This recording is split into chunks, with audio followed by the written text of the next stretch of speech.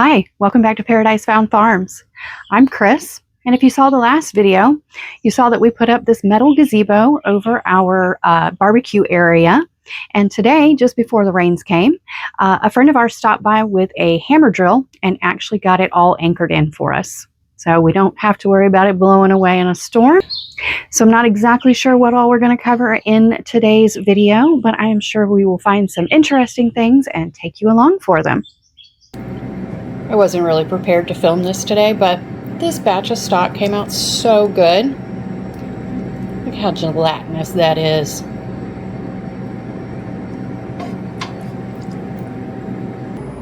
So I make stock for the market pretty much every week. Occasionally I'll get a break because we'll have enough. We don't sell out, or like we have a week this week where we didn't go to market.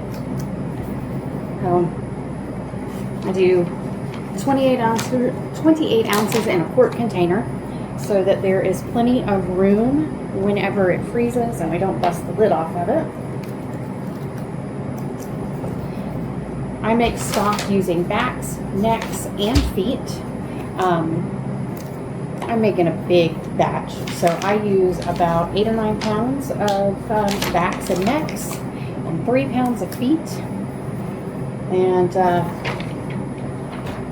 put some apple cider vinegar in there, just cover it with water, and then I let it set for 30-45 minutes. And after that I go back, finish filling up the pot, add some salt, some pepper, some bay leaf, let it cook till about lunchtime. And then at lunchtime I add my veggies. So we do carrot, celery, and onion. And about 30 minutes before it's done, so 4:30ish in the afternoon, I go in and add a couple of cloves of crushed garlic to it. But it just cooks all day on the stove, and then I strain it all out. It goes in the refrigerator, and then when I'm ready to package, I scrape all the fat off the top because it has a chance to rise to the top and kind of solidify. And that way I am just packaging nice, clean stock. I'm gonna get it all packaged up, labeled, and in the freezer and ready for sale. Alright, so it is time for the last of our livestock guardians to have their annual check at the vet. So I have Coda with me in the back. Coda, you want to come up and look at the camera for everybody? Coda. No, you're just going to watch out the window. Okay. Now you can almost see her over my left shoulder. Anyway, we are on our way to see Dr. Randy and get Coda's annual checkup out of the way. Hey, Coda. Why don't you say hi to the camera? Hey, hi, everybody. My name's Coda, and I'm going to see the doctor.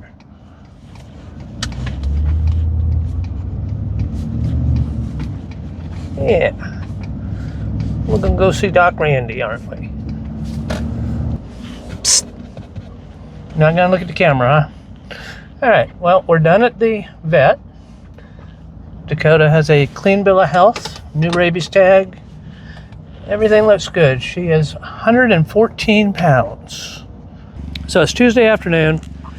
We've talked about in other videos how we have a schedule, a processing schedule. We process on Wednesdays, cut and package on Thursday, tidy up any loose ends on Friday, and go to market on Saturday. So in preparation for our Wednesday processing, we come out on Tuesday evening, and I actually move all tractors that have birds in them. Today we currently only have 2, the one we're going to harvest from, and this one, which is our, I guess they would be 4-week-old birds at this point. Sometimes it's hard to keep up when you have so many batches going if I don't cheat and look at the sheet that's inside there. So, but I go ahead and move everybody tonight so that tomorrow morning, because I've got a crew coming in that's going to be here at 8:30, I don't have to get up and get out here at 6 o'clock in the morning and start moving birds. I will come out about 7:30, and I will fill all the feeders, make sure all waterers are good, make sure the fox hasn't dug underneath any of the chicken tractors.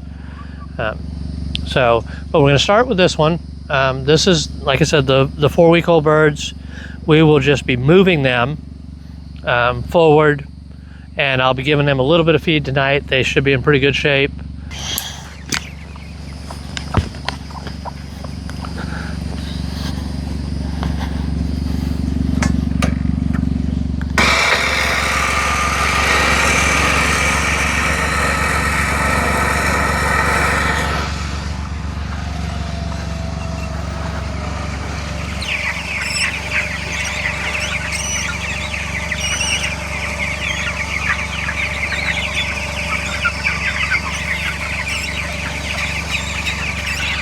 For those of you who haven't seen this move before, as you can see, we move at a nice slow pace.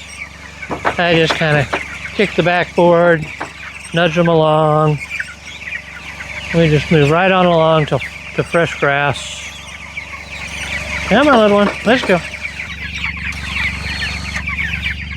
So once we move, just do a quick check around, make sure I don't have any holes between the fox that's been digging in the field and the dogs and the Great Pyrenees. Digging is second nature to them, so just have to make sure I don't have any places where the chicks can run out, or it'll be easy for the fox to get in. Everything looks good here. It's wrapped up. I got a couple of buckets of feed. I'll top these guys' feeders off.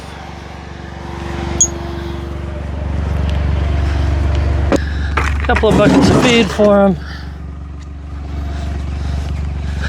and then once I see what they have in here, when I put this in, I'll make a decision whether I need to make sure to bring feed out in the morning so that they've got enough to get through the day. But I can already see these feeders are still have plenty in them, so it's one bucket. Yeah, they'll be fine in the morning.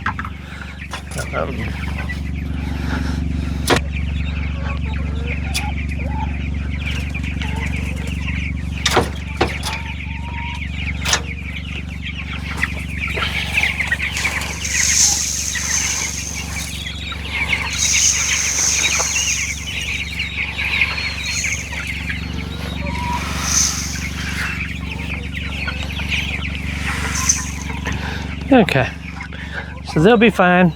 I will double check in the morning just to make sure, but then, like everything else, we record feed consumption, low temperature. I don't know what yesterday's high temperature was at the moment, and I don't have my phone in my pocket to look at it, so I'll catch that up in the morning. I have a weather station on the farm and an app that I can get the last 5 days of highs and lows. So if I get behind on my record keeping, it's easy for me to just go back in and accurately catch it back up.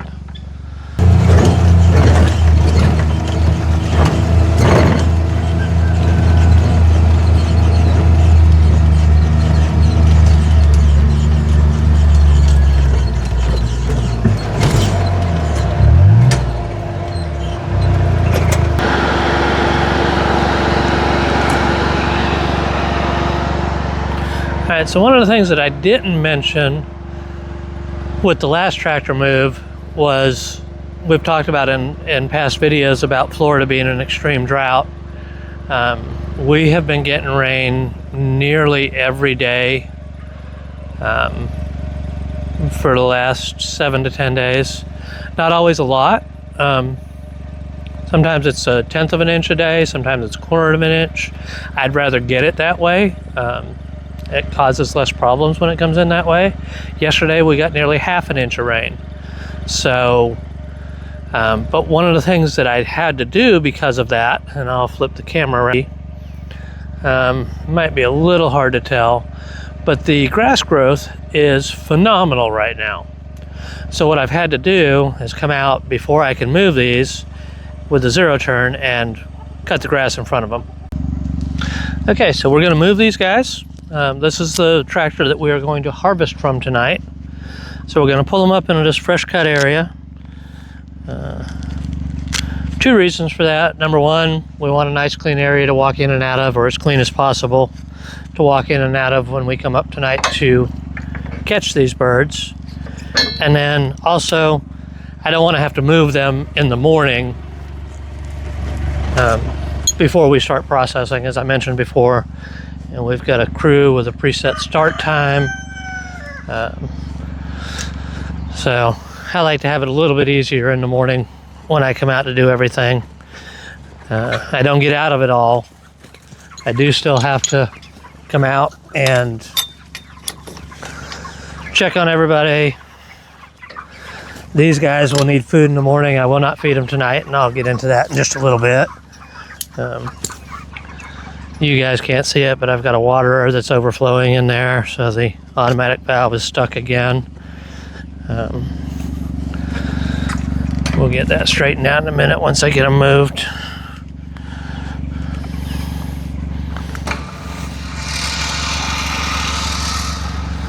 Come on, guys. Let's go.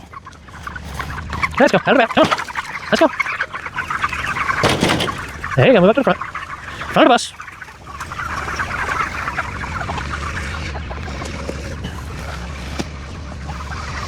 Let's go. Come on. Let's go. This is a little tricky because I am turning a corner. So I do have to keep adjusting where the strap's pulling. A lot of folks that do this have a lot more land than I do, and they can just move in straight lines. And I wish I had that, but that's not what we got, so we deal with it, and we do just fine.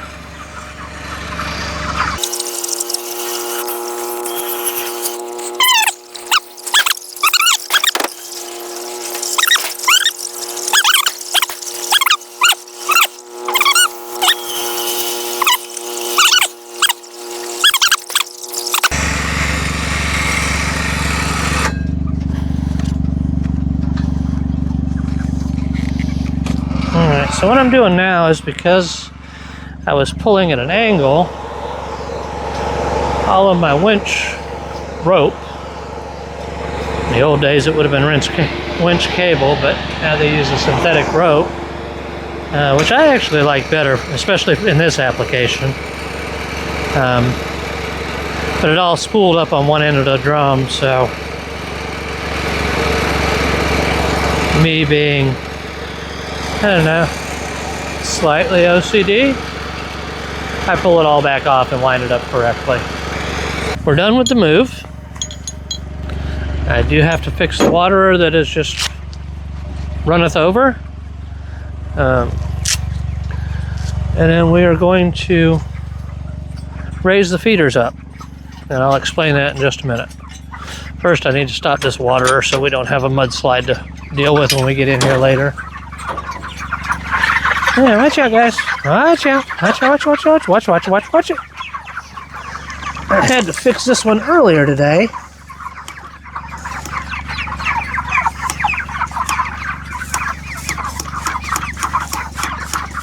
Alright. Seems like it's working. We'll be back out in a couple hours, so I'll be able to check it, keep an eye on it. So, I hope you guys can see this. So what we do at this point in the day, it is, I don't have my phone, it's roughly 5:30 in the afternoon. So I will take and raise all of the feeders up. It serves two purposes. Most importantly, is it stops them from eating for the night, so that when we get ready to process in the morning, all the birds that we catch should hopefully have an empty crop, which will translate into empty or mostly empty intestines and just cleaner birds to eviscerate. And we'll let these guys chill out after the move. That always gets them a little bit excited. But as you can see in here, I'll bring the camera in and kind of show you. So you can see how clean it is. It is really short grass. I generally would like to leave it a little bit longer. If I was just moving them, I would not have cut it quite so short. But they're in here in a nice clean area. Like I've said a couple of times, it's around 5:30 in the afternoon. We get dark enough here around 9:15 to come out and start catching. And we do that, I think we've talked about it before, but we do that so that the chickens stay calmer. We use a red light to illuminate inside so that we can see, but it doesn't excite the chickens. But yeah, the whole idea is so that we get them off of feed and have the cleanest chicken possible when it comes to that part of things. And there are a whole lot of different schools of thought on it. This is the way we were taught early on. We've been at it 11 years now. It works for us. Some people think that the birds are going to lose weight overnight, and they might. They could very well. But we thought these birds looked pretty small, and we weren't sure we were even going to be able to harvest tonight. So we came out earlier today and threw a few on the scale just to see what their live weights were. And typically we look for a live weight of 5 3/4 or bigger. Ideal is 5 3/4 to around 6 3/4, 6.5. The first 3 birds that we threw on the scale today were 7.3 pounds. So they are compact little footballs. So we should have no problem pulling plenty of them tonight, and we will process them tomorrow morning. All right, folks, that will do it for today's video. We will take you along for an actual catch night on another video, but that's going to wrap this one up. As always, don't forget to hit like and subscribe. Thanks for watching.